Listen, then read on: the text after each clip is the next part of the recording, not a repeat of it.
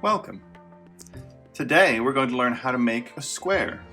With a lot of origami folds, you'll need to start with a square, but we often don't have fancy origami paper.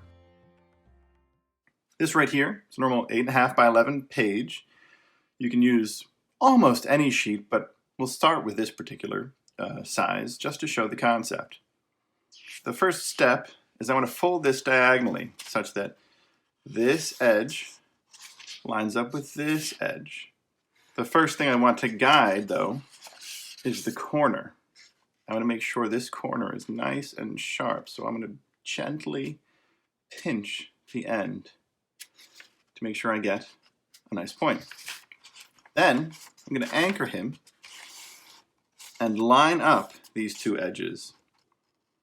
I want to make sure that I don't overfold it or underfold it, but I want to make sure that they line up ever so nicely.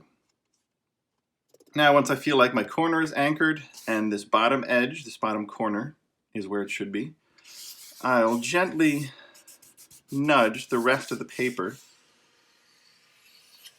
so that I can get myself a nice triangle in preparation for my nice square.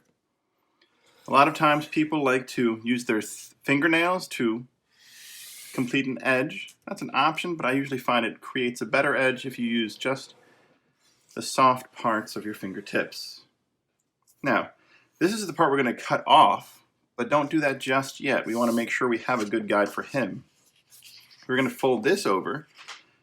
I want to make a crease where that cut should be, but again, let's focus on this particular corner, making sure we anchor it in a precise location. So I'm just making sure that I don't push it too far so as to rip or bend this corner, nor leave too much slack. I'll crease that confidently and notice how it lines up perfectly, meaning it's completely folded over so that I won't have any sort of leftover. Now again, with this corner anchored, I'm going to try and line up these two edges.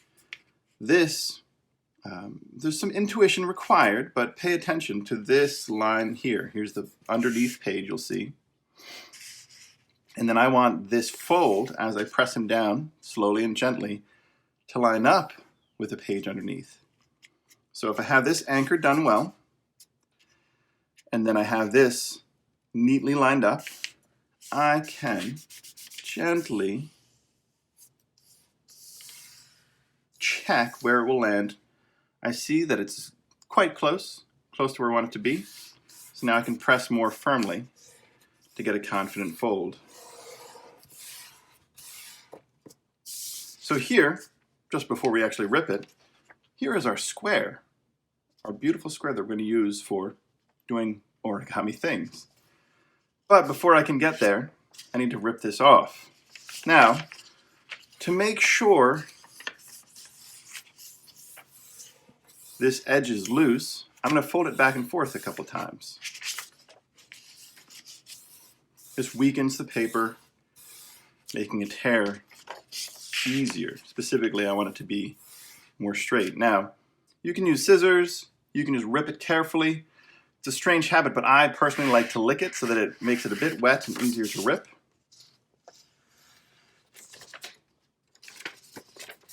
Gentle along the line.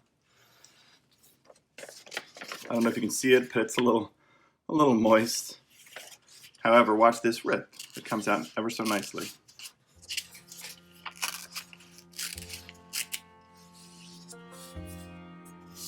Now we have a perfect square.